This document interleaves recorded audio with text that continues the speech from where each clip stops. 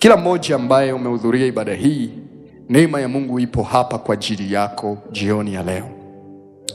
Ujumbe wangu siku ya leo ni maisha ya wokovu. Tuko katika season nzuri ya Pentekoste. Tuko katika wakati wa Mungu ambao ameuchagua kwa ajili ya kufanya kazi katika maisha yetu. Na ni muhimu sana kuzingatia wakati ambao Mungu ameuweka, majira ambayo Mungu ameyaweka, nyakati ambazo Mungu ameziweka kushughulika na mtu. Maana ukisha epuka au ukisha shindwa kukutana na Mungu katika majira yake, uwe na uhakika utaingia kwenye season za miungu. Kuna kitu nanielewa? Huwa kuna majira, nimekuwa nikifundisha juu ya Pasaka, Pentekoste, dhabihu. Na wakati huwa nikifundisha unaweza ukaona ni kitu rahisi sana, lakini usipozingatia, yanapoinuka mabaya, inapoinuka nguvu ya shetani juu yako, hutoweza kuidhibiti. Mungu hatusaidii kwa kuwa tuko kwenye matatizo. Biblia inasema lakini utuokoe na yule mwovu. Kwa hiyo hatuingii katika uovu ili tutolewe na Mungu, ila tunaepushwa na uovu usiyapate maisha yetu. Naongea na mtu. Kwa Tanzania tuna washirika zaidi ya 500-800 kwa Tanzania tu. Mwaka jana wakati nazungumza Januari kwa habari ya matatizo yatakayotokea mwisho wa mwaka, wakati ninazungumza, kuna watu walikuwa wanaona ni kitu cha kawaida, lakini majira yale mabaya yalipofika, kila mmoja alikuwa anaona yuko salama. Jirani amepata matatizo, lakini yeye yuko salama. Ni kwa nini? Kuna wingu la kimungu, kama kautawala ka Mungu ambako kamekuzunguka, kanakozuia kila uovu kufanya kazi katika maisha yako. Na hii haitatokea kama ajali, itatokea kwa sababu unaweza kusikia, kuelewa, kutembea katika mwongozo wa Mungu. Bwana Yesu asifiwe. Ninapozungumza maisha baada ya wokovu, ni muhimu sana kuelewa ni kweli umeokoka. Nini kinafuata baada ya wokovu? Wokovu ni nini? Wokovu ni matokeo ya kukombolewa. Yaani unaokoka kwa sababu umeokolewa. Naongea na mtu. Wokovu sio maombezi. Wokovu sio muujiza. Wokovu sio kwa sababu unafanya huduma. Hapana.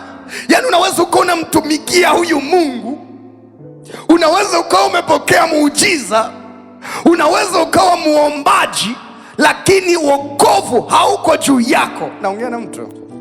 Kwani hujawahi kuona ni mtu ni muombaji lakini roho ya umasikini imemkamata? Hello? Hujawahi kuona mtu ni mhudumu alafu adui ana nguvu dhidi yake? Inawezekanaje? Kwa nini mtu anaweza akawa anaishi katika kanisa? Kwa nini mtu anaweza akawa yuko kanisani, lakini utendaji wa miungu unaendelea mbele yake, unaendelea nyuma yake, unaendelea katika familia yake? Ni kwa sababu nguvu ya wokovu haiko ndani yake. Nguvu hii ya wokovu haipatikani kwa juhudi za mtu. Narudia, wokovu ni kuokolewa. Ina maana lazima awepo mtu wa kukutoa kwenye hatari uliopo. Biblia inatafsiri wokovu kama tukio la Mungu mwenyewe kufanya hukumu juu ya miungu iliyokamata maisha ya mtu. Ni tukio ambalo ni Mungu mwenyewe kushughulika na mtu aliye kwenye gereza la miungu na kumtoa, kumrudisha kwenye nafasi aliyoichagua.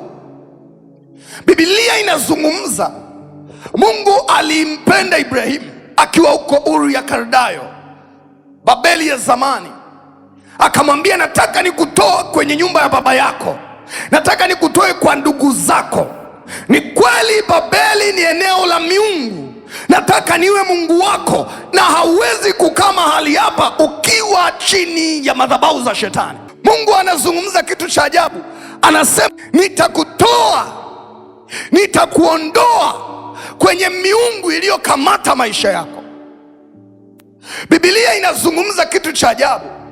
Baada ya kutolewa kule na kupelekwa nchi ya Kanaani, wakati ulipofika watoto wake walipoenda Misri, na yule aliyekuwa anawafanya kuwa imara, yule aliyekuwa anawapa nafasi katika ufalme wa Mungu, Yusufu, alipofariki, Biblia inazungumza kitu cha ajabu. Wale watu wakageuka kuwa watumwa. Naongea na mtu. Kwa nini Waisraeli walikuwa watumwa? Hawakuwa watumwa kwa sababu Mungu aliwaacha. Ni kwa sababu yule aliyekuwa na mahusiano na Mungu alikuwa amekufa, na wote waliobaki walikuwa hawana hofu ya Mungu ndani yao. Na walipokuwa watumwa kwa miaka 400, Biblia inazungumza kitu cha ajabu. Mungu akashuka mwenyewe kukomesha ile nguvu ya utumwa, kukomesha utumwa uliokuwa umeendelea kwenye maisha yao kwa miaka 400. Na Biblia inasema nitakuja kufanya hukumu dhidi ya miungu yote ya Misri. Bwana Yesu asifiwe. Miungu ilikuwa imekamata maisha yao. Kwa nini miungu imekamata maisha yao? Kwa sababu waliishi katika dhambi. Baada ya Yusufu hawakuwa na Mungu ndani yao tena. Kwa hiyo wakawa watu wa miliki ya nguvu za giza.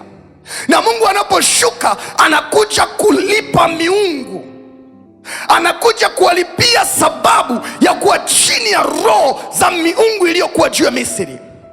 Anazungumza katika kitabu cha Kutoka sura ya 12 mstari wa 12, anasema ndipo nitakapofanya hukumu juu ya miungu yote ya Misri. Bwana Yesu asifiwe. Ina maana hao watu walikuwa wametenda dhambi, na dhambi yao imefanya wawe watumwa wa miungu. Wameabudu ile miungu ya Misri, wakajikuta wako chini ya miungu ile na hawawezi kutoka kule, na ile miungu imewafanya kuwa watumwa. Mungu anapotaka kuwaondoa Misri, anakuja mwenyewe kufanya malipo juu ya miungu ya Misri, anafanya hukumu, alafu watu hawa anawafanya kuwa huru. Bwana Yesu asifiwe. Na wakati ulipofika, Yesu anapokuja anatukuta sisi tuko mikononi mwa shetani. Anakuta hauwezi kuolewa. Kwa nini? Kwa sababu iko laana inazungumza. Kwa sababu baba yako aliwahi kumchumbia binti fulani, alafu akamdisappoint. Yani walikubaliana kabisa, alafu akaja kushangaa kumbe ana mke. Ile laana ikatembea kwa mzaliwa wake wa tatu, kwa mzaliwa wake wa kwanza. Baba lile tukio alilolifanya, miungu ya yule binti imekamata na imetengeneza laana. Ndio maana hauolewi, kwa sababu babu yako akupeleka kafara kwenye ile miungu, akahukumiwa uzao wako watakuwa mapooza. Kwa hiyo kila anayezaliwa mlevi. Zikawepo sababu nyingi ambazo shetani angeyakamata maisha yetu. Sasa Yesu anazaliwa, anakuja duniani, anakuja kumlipa shetani, anakuja kulipa kwa ajili yangu, anakuja kulipa kwa ajili yako. Ni kweli baba yangu aliwahi kukorofisha kwa mizimu, ile laana inaishi ndani yangu. Yesu akaja kunipatanisha na Mungu, kunitoa huku kwa miungu na kuniweka kwake. Naongea na mtu mmoja jioni ya leo. Yaani kwamba shetani ana haki kabisa ya kukamata maisha yangu kwa sababu nimetenda dhambi. Biblia inasema watendao dhambi ni wa ibilisi. Yaani hakuna namna, wewe ni mtenda dhambi, ni wa ibilisi. Kitabu cha Wakolosai sura ya 1 tuanze mstari wa 10, anasema hivi.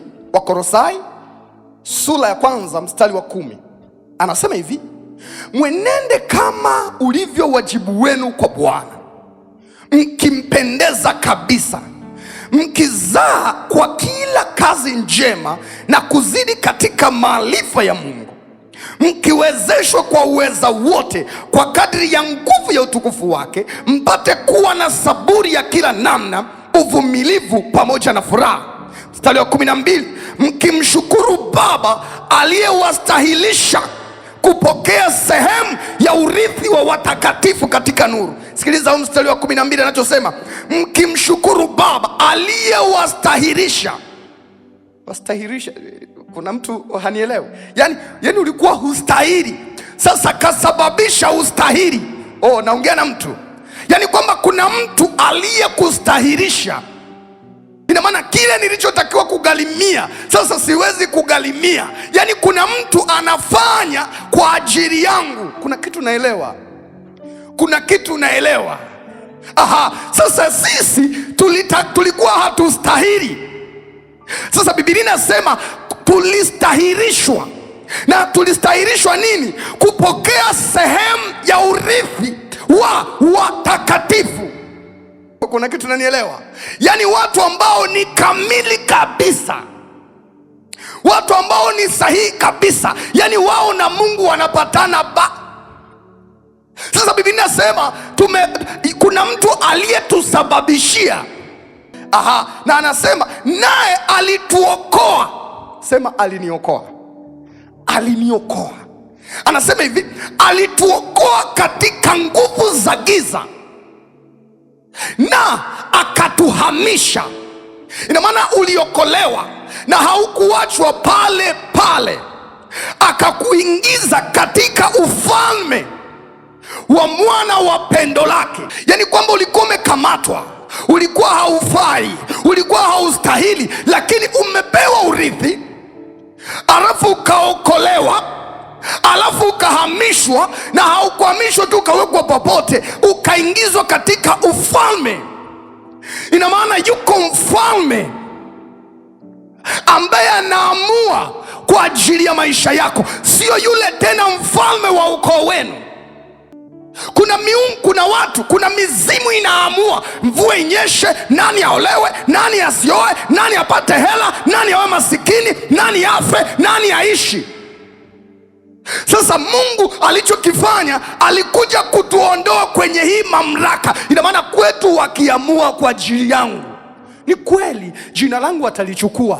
Watachukua nguo yangu ya kwanza niliyovaa nikiwa mdogo, watachukua kitovu changu, watachukua kila kitu, watapeleka kwa miungu na watalitaja jina langu na wataniambia yale yanayotakiwa kunipata. Wakimaliza, wakiondoka, wakija kuuliza unaendeleaje, wanashangana, waambia niko na hubiri injili. Nini imetokea? Maana huyu umeondolewa, umegeuzwa hivi. Kwa hiyo ile historia, ile mifumo, ule utendaji unaponuiziwa, yale hayaji.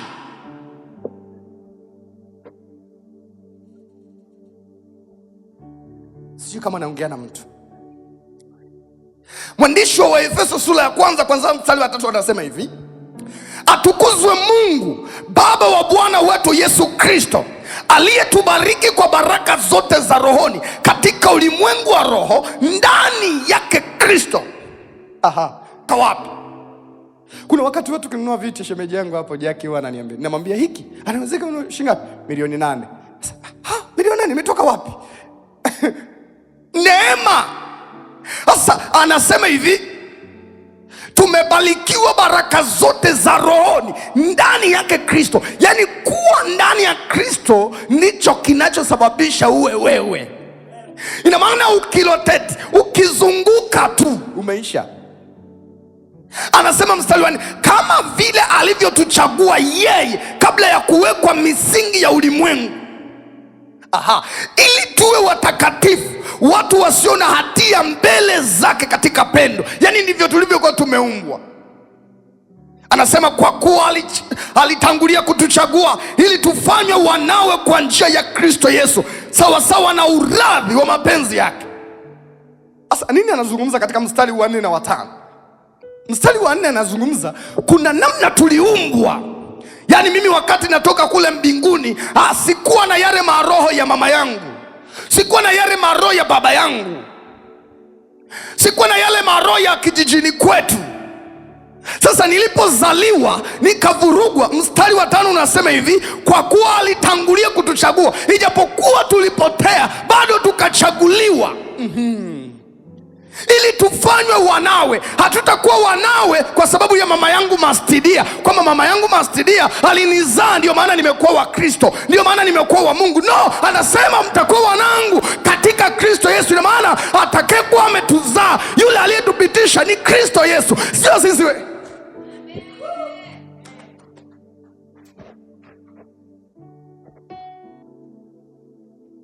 Tunakuwa wana wa Mungu sio kwa sababu ya matendo yetu, sio kwa sababu tumejitahidi, sio kwa sababu tumepambana. Ni kwa sababu kuna yule aliyetuzaa. Bwana Yesu asifiwe. Bwana Yesu asifiwe. Sasa fungua na mimi katika kitabu cha Kumbukumbu la Torati sura ya 28. Anasema hivi, tutasoma mistari michache. Mistari hii inatufundisha baada ya wokovu, baada ya kufanyika kuwa mwana wa Mungu, nini kinafuata? Kuna kitu umeelewa eh? Wana wa Israeli wakati wako Misri hawakupewa sheria, si walikuwa utumwani? Sasa wamehamishwa kutoka katika ufalme wa Farao, wamepelekwa kwenye ufalme wa Mungu. Kumbuka, Israeli ni taifa la Mungu, ni nchi ya Mungu. Kuna kitu naelewa eh? Sasa hawa watu walikuwa utumwani, wanatolewa, wanapelekwa nchi ya Mungu. Hawajaingia tu kwenye nchi ya Mungu, wanaanza kufundishwa. Mnaenda kwenye nchi ya Mungu, mnatakiwa muwe hivi, nje ya hapa mnapigwa, Mungu atawakasirikia. Bwana Yesu asifiwe. Sasa tumehamishwa kutoka kwenye ufalme wa giza, tumeingia kwenye ufalme wa Mungu. Tunajua huku tunatembeaje, mfumo, kanuni, utaratibu. Tumeenda kwenye ufalme wa Mungu, tunajua huko wanaishije. Hatuendi kama nyumbani kwetu. Yaani mimi nikija kwako, siwezi kuja kwako kama kwangu. Kuna kitu unanielewa? Sasa tumekuokolewa, tumeingizwa katika ufalme wa Mungu. Wana wa Israeli walikuwa watumwa miaka 400, vizazi 7. Kwa wote wajinga tu, sio wastaarabu, hawajui chochote. Mungu anaenda kuwapa nchi yao, anaanza kuwafundisha. Kwa nini Mungu anawafundisha? Ili aweze kufanya kazi kwenye maisha yao. Sasa aliwafundisha kizazi kilichokuwa kimetoka Misri. Asilimia kubwa wakawa wamekufa kule jangwani, wakafa. Yaani waliosoma wote wamekufa. Sasa Musa kabla hajafa na yeye, Mungu akaweka mzigo ndani yake kuwafundisha hiki kizazi kipya tabia ya Mungu ambako wanakwenda kwake. Kuna kitu nanielewa eh? Sasa kitabu cha Kumbukumbu la Torati, neno kumbukumbu yani unakumbushiwa, na ndio maana kitabu cha Kumbukumbu la Torati hakiishi muda wake. Kuna kitu umenielewa? Yaani Kumbukumbu la Torati ni kitabu kisichoisha muda wake. Yote yaliyoandikwa katika Kumbukumbu la Torati, huna namna utakavyoyaruka ukawa salama, maana ni Mungu anakumbusha, na anazungumza hata na Joshua, anamwambia ukitaka kuwa salama, ile Torati iwe ndani yako, uyaishi yale uliyoambiwa na Moses. Mstari wa 28, anzia mstari wa kwanza, anasema hivi: na kama utatii sauti ya Bwana Mungu wako kwa uaminifu. Narudia, na kama utatii sauti ya Bwana Mungu wako kwa uaminifu, kwa kuangalia kuyafanya maagizo yote anayokuagiza hivi leo, Bwana Mungu wako atakutukuza juu ya mataifa yote ya dunia. Naongea na mtu. Namba 2, na baraka hizi zote zitakujia na kukupata, lakini ukitii sauti ya Bwana Mungu wako. Sijui kama kuna mtu unanielewa. Ni kweli. Unajua, si Mungu ametuokoa jamani? Hivi ufalme wa Mungu ni maskini eh? Ufalme wa Mungu ni maskini? Lakini kwa nini idadi kubwa ya warokole, yani hata ukitoka hapa, yani ukiangalia unaona mchungaji hajanipa hata 500, yani unakasirika, yani una shida tu fulani hivi, una shida fulani, yani wewe ndio unatiaga huruma tu. Anazungumza ukitii sauti ya Bwana Mungu wako kwa uaminifu, ina maana Mungu atakuwa anazungumza na wewe. Je, unatii kwa uaminifu? Unafuata ule mwongozo wake? Usije kulaumu. Je, Mungu anapozungumza na wewe unaweza kutii? Hiki ndicho kinachoamua maisha yako ya wokovu yawe ya aina gani. Unaweza ukawa umeokoka, lakini tabia yako, kiburi chako, hali yako ikakufanya uendelee kuwa vile vile, ikakufanya usifike mahali ambapo unatakiwa kufika. Je, unaweza ukatii sauti ya Mungu kwa uaminifu? Sasa huwezi kumtii sauti yake na kwanza unaga hata muda wa kumsikiliza. Yani huna muda wa kumsikiliza, yani hutaki kumsikiliza. Bwana Yesu asifiwe. Yani kumsikiliza Mungu, kuitii sauti ya Mungu inaanza pale unapoamua kumsikiliza, kwamba hivi Mungu anasema nini? Ni kweli umeoa, Mungu anasema nini kwenye hiyo ndoa? Unatakiwa ukaeje? Sasa unaweza ukamuuliza Mungu kwamba ni kweli nimeajiriwa kwenye kampuni hii, Mungu nifanye nini? Kuna nini? Unasemaje? Mungu nafika hapa, unasemaje? Nilikuwa nazungumza, mimi nimekuja Arusha, ilikuwa nishazungumza, nimekuja mwezi wa 5, na maana ninaenda kumaliza mwaka. Wakati ninakuja nilikuwa nimejiandaa kuanza huduma, nina milioni 8 nimeweka kwa siri, hata mke wangu ajui. Kwa nilikuwa nikipata hela naweka, na sinajua naenda Arusha kuanza huduma na milioni 8 hapa. Unajua kuingia mjini na milioni. Sisi tumeanza hapa. Kwanza tulilipia kodi mwezi mmoja, si ndio? Alafu tukawa na 140,000, tukanunua material ya 40,000. Tumeanza na mbao za 1,100,000. Po yuko wapi? Nadhani unakumbuka tulianza na mbao za shilingi ngapi? 60,000 za hapa tu 2. Hela ikaanza kuja. Lakini wakati nakuja Arusha nilikuwa na milioni 8. Nilikuwa na milioni 8 ya kwanza huduma, na nina 500,000 ya sadaka ya Pentecost. Nina milioni 8 ya kwanza huduma, nina 500,000 ya sadaka ya Pentecost. Ninajua sadaka ya Pentecost, nimejifunza kumtolea Mungu sadaka. Jamani, 500,000 haiti moyo Sasa wewe kutoa 500,000 inauma wewe. Inauma. Sasa na milioni 8 na nina 500,000 na nina nauli ya kuja Arusha, napa kuanzia. Mungu akanisemesha, umeandaa sadaka ya Pentecost? Nikamwambia ndio kwa ujasiri. Unajua 500,000 Mungu anamwambia kwa ujasiri, mzee nayo 500,000 hapa. Unamwambia baba 500 kamkagata hivi. Mungu akasema sadaka ya Pentecost ni hiyo milioni 8 wewe.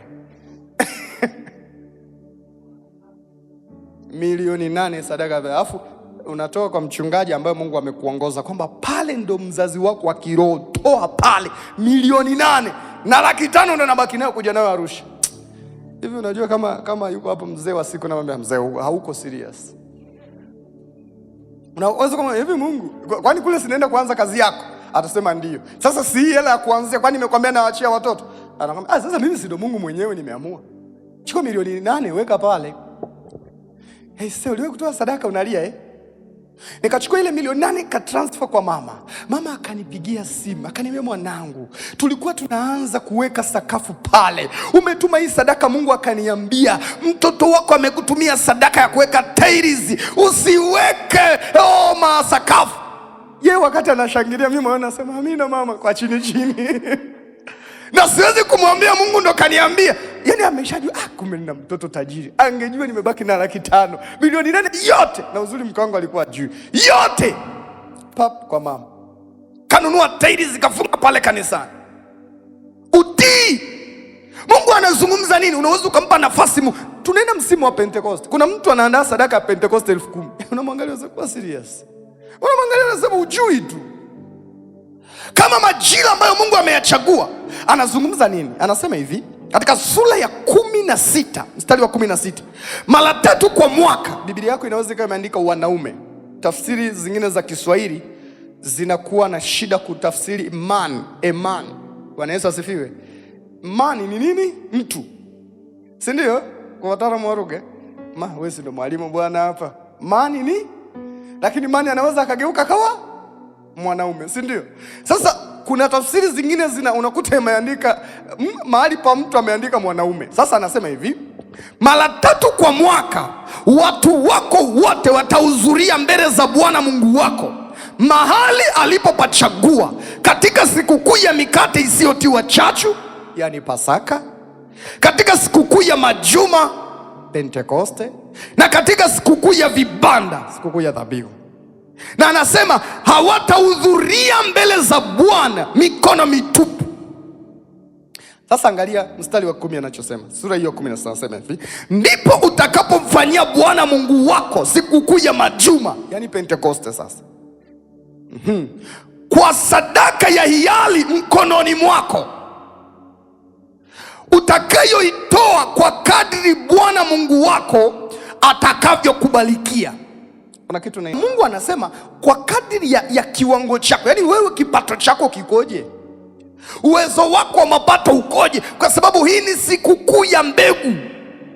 Anasema mtakapokuwa mmefika katika ile nchi, mtaadhimisha Pasaka sikukuu ya kwanza. Sikukuu ya pili mtaleta miganda. Mtakapokuwa mmevuna, yale malimbuko yote mtaleta kwa Bwana. Na anasema utaleta kwa kadri Mungu alivyokubalikia. Kumbuka anachozungumza katika sura 28. Utakapotii, utakapofuata haya aliyokuamuru leo kwa uaminifu, baraka hizi zitakujiria. Bwana Yesu asifiwe. Unaweza ukawa unapingana na baraka zako mwenyewe. Yaani unagombana nazo mwenyewe. Yaani unapigana nazo mwenyewe. Sasa ngoja nikwambie, ile hela ya kwanza huduma tuliitoa hatukuitoa? Tulitoa. Tulianza huduma tuanze. Na tulikuwa tunatumia gharama kubwa sana. Ibada za mwanzoni per day, yaani tukifanya ibada tulikuwa inatugharimu 500,000. Good anajua. 500,000. Kila ibada, yaani ukiona ibada ya Jumapili 500,000 nje ya internet. Na bado kwa mwezi tunalipa karibu 1.5 milioni. Yaani kila wiki unalipa 500,000 na kila mwezi unalipa 1.5 milioni. Tulikwama Kuna ibada haikurushwa. Kwa nini? Kwa sababu nilisikia sauti ya Bwana kwa uaminifu na kuyaangalia kila maagizo aliyonipa. Na anasema baraka hizi zote zitakujilia. Anasema utabarikiwa mjini, utabarikiwa mashambani, uzao wa tumbo lako, uzao wa ardhi yako, uzao wa ng'ombe wako. Anazungumza Mungu, anasema ukitii tu maelekezo ya Mungu umemaliza. Baraka za Mungu zinaanza kumanifesti ndani yako. Kuna kitu unanielewa? Sisi tunajivuna kuitwa Wakristo. Biblia inasema hivi, yaani hili jina tunalojivunia, mwenzetu amekirimiwa. Ukirimiwa ni kutunukiwa. Yaani ukishinda unatunukiwa. Goodluck alivyomaliza chuo cha ualimu walikutunukia cheti cha ualimu. Si ndio Esther? Mwezi wa 7 utatunukiwa cheti cha engineer. Umekiangaikia miaka 4. Ukimaliza ule mwezi wa 7 wanakutunukia. Watu wanaweza wakaona mshahara milioni unaingia, wanasema wewe anapata tu hela nyingi. Kumbe hawajui ile miaka yako ya sabu, ile miaka yako ya kutokulala, ile miaka yako ya kudharauliwa kwa sababu ni mlokole, ile miaka yako ya taabu hawajui. Sasa Yesu alitunukiwa. Biblia inasema kwa sababu alishinda kutufanya sisi wa Kristo. Bwana Yesu asifiwe. Nataka nikufundishe, Pentekoste haitakuwa na matokeo kwako kama hakuna utiifu wako kwa kila alichokiagiza. Hakuna. Na kadiri unavyokataa maelekezo ya Mungu, kadiri unavyopuuza maelekezo ya Mungu, unafungua mlango wa shetani kukushughulikia. Nilimfundisha rafiki yangu mmoja, anakaimani, anasema unajua Mungu kwanza, familia, halafu huduma ya tatu. Mimi nilimwambia Mungu kwanza, huduma ya pili, familia yangu ya tatu. Ni kweli mafundisho, nadhani hata makanisani uliwe kusikia hicho kitu, kwamba huduma ni ya pili, ni ya tatu, halafu familia. Mimi nikasema no, familia ni ya tatu, huduma, yani kabla watoto wangu hawajalipiwa ada, lazima kanisani mambo yanaenda vizuri. Sasa huwezi kusikia wanangu wanaumwa, mke wangu anaumwa, wazazi wangu wanaumwa, ukweni kwangu wanaumwa, yani hakuna kuugua tu. Kuna kitu naelewa? Narudia, hata washirika wangu. Yani Mungu anaanza kutembelea yale mambo ambayo ningehangaika nayo. Maana ukiugua, nitaacha kukuombea upate hela, nianze kukuombea habari ya kupona ama kupoteza muda hiyo. Sasa ule utiifu unakuja kufanya kitu kingine ambacho ningelikifanya mwenyewe. Bwana Yesu asifiwe. Mungu anakuagiza wakati wa Pentekoste, anakuambia utamfanyia Mungu ibada, kwa sababu ni siku kuu muhimu kwa Mungu, ni wakati muhimu kwa Mungu wa kuingilia kati maisha yako. Hakuna mtu atakayepokea faida ya Pentekoste pasipo utii.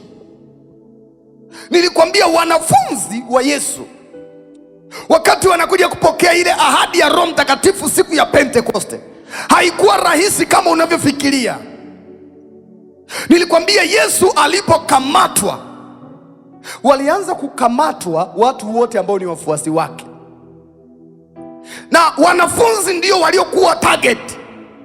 Ndio maana unaona wanafunzi hawaonekani baada ya Yesu kukamatwa. Askari wako mjini wanawakamata waasi, wamekimbia na kukimbia siku 3,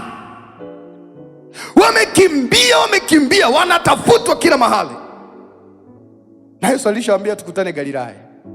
Wanafika Galilaya, Yesu alishafufukaga Yerusalemu, ashajiendelea Galilaya, ameshawaandalia na chakula katika ile Yohana 21 unaona pale.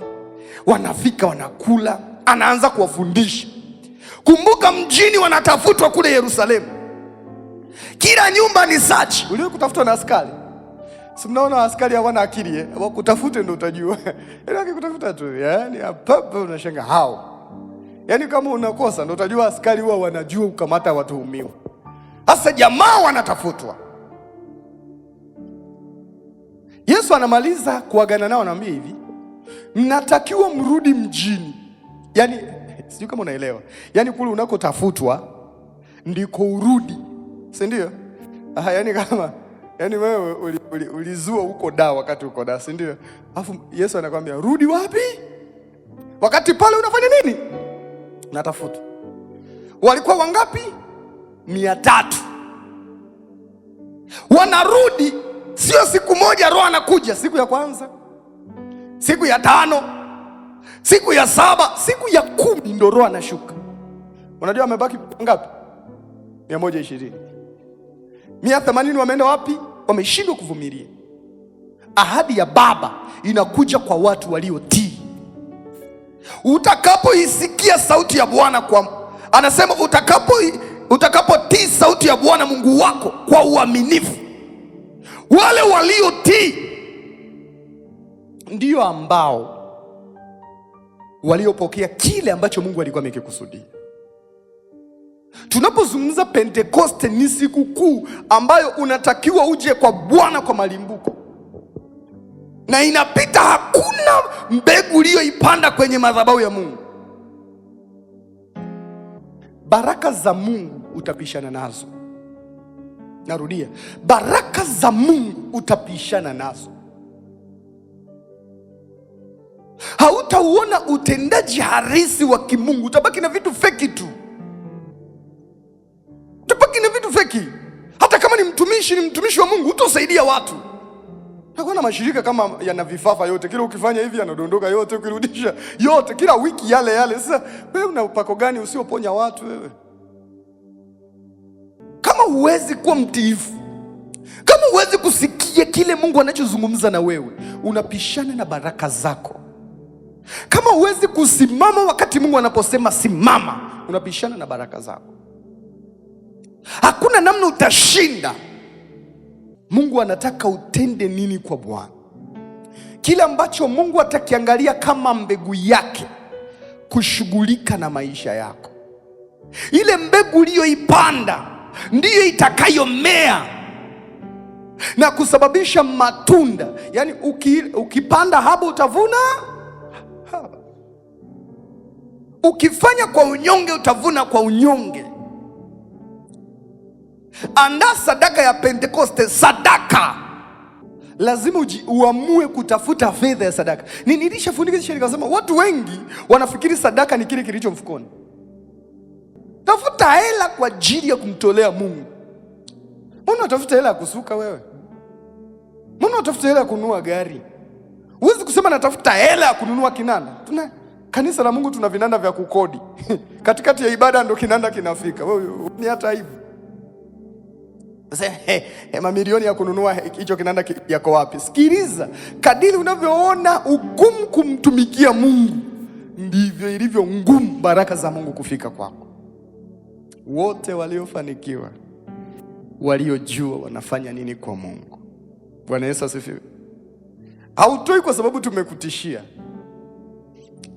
Hautoi kwa sababu tumekutishia au tumekudanganya kwamba haka kakitambaa 500,000 kanaenda kubadilisha ndoa yako. Hatuna kitambaa cha kukupa. Utatoa sadaka na hatukupi chochote zaidi ya ubarikiwe. Yaani utatoa tu. Yaani usituchoshe tunakupa nini? Hatuna. Hutaki, umezuia baraka zako. Hutaki, umezuia muujiza wako. Hutaki, umeendelea kuwa masikini. Ulisema naposhindwa nikuite,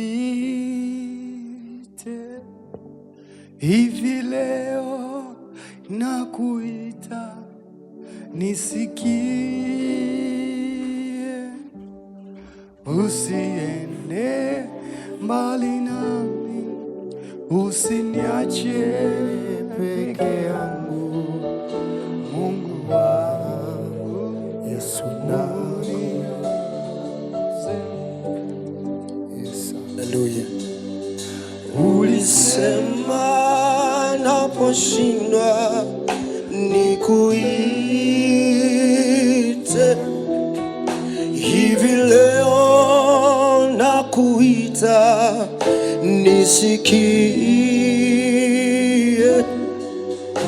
Usiende mbali nami, usiniache peke yangu, Mungu wangu nakutama.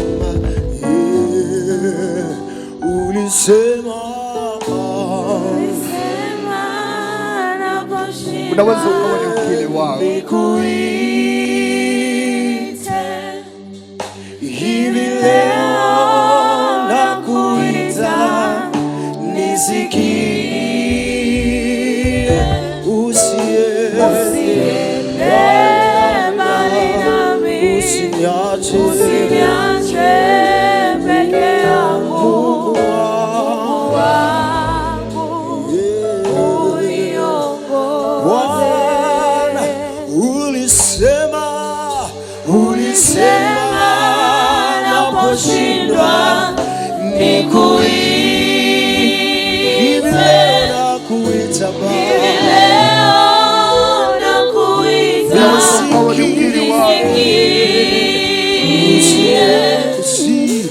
usiende tayari Mungu kukuagiza kila anachotaka uniache peke yangu. Mwambie Bwana, ninajua ufunguo wa maisha yangu nao wewe. Ninajua ufunguo wa baraka zangu nao wewe.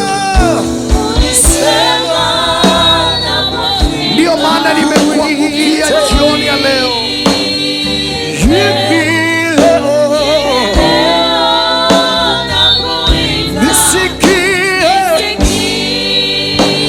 usiende mbali nami,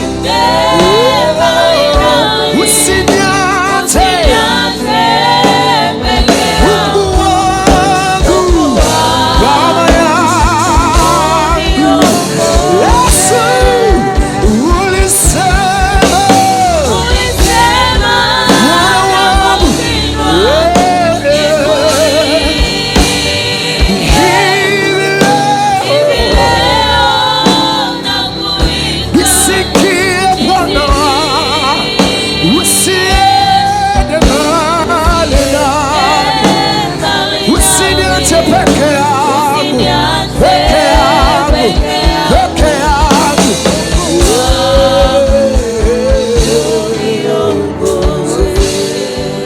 kwa jina la Yesu Kristo.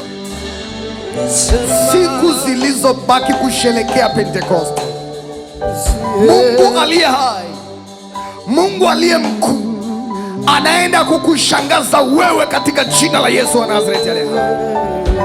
Katika jina la Yesu, kila maono ambayo Mungu aliweka moyoni mwako, kila ndoto uliyokuwa nayo kwa muda mrefu na haijatimia, ninakuombea katika jina la Yesu. Majira haya ya Pentekoste, nguvu ya Mungu inakuja kukuimarisha, nguvu ya Mungu inakuja kukuinua, nguvu ya Mungu inakuja kukuwezesha kuyafikia yale ambayo umeshindwa, kufikia yale ambayo yameshindikana, kufikia yale ambayo yamezuiliwa, katika jina la Yesu wa Nazareti aliye hai. Nguvu ya Mungu inainuka kwa ajili yako, kwa ajili ya watu waliokusahau, wale wenye uwezo wa kuzungumza uinuke na ukainuka. Ninazungumza kwa ajili yako jioni ya leo. Mungu anainua mioyo ya wale waliokusahau, kama ilivyokuwa Ahasuero alivyokumbuka yale aliyoyatenda Hamani. Bwana anakuweka ndani ya moyo wa mtu ambaye uliwahi kumtendea mema, na anakukumbuka katika jina la Yesu. Kila ulipomwamini Mungu, yeye anakuwa Ebeneza kwenye maisha yako. Kila ulipomwomba Mungu, yeye anakuwa Ebeneza kwenye maisha yako. Yeye anafungua kila mlango uliofungwa, yeye anaponya kila ugonjwa ulio juu yako, yeye anainua kila aliye dhaifu kwenye nyumba yako, yeye anageuza kila aliyeharibiwa na Shetani, yeye anakupa maisha mapya katika jina la Yesu. Nao utauona mkono hodari wa Mungu, nao utauona wokovu wa Bwana katika nchi ya walio hai, nao utashinda kila vizuizi na upinzani utakaokuwa mbele yako katika jina la Yesu wa Nazareti aliye hai. Unapoianza wiki, Mungu mkuu akubariki sana katika jina la Yesu. Mungu mkuu abariki watoto wako katika jina la Yesu. Mungu mkuu ambariki mume wako katika jina la Yesu. Mungu mkuu ambariki mke wako katika jina la Yesu. Mungu mkuu abariki kazi za mikono yako katika jina la Yesu. Mungu mkuu abariki akili yako katika jina la Yesu. Bwana atakubariki kuingia kwako na kutoka kwako unapoanza wiki hii katika jina la Yesu.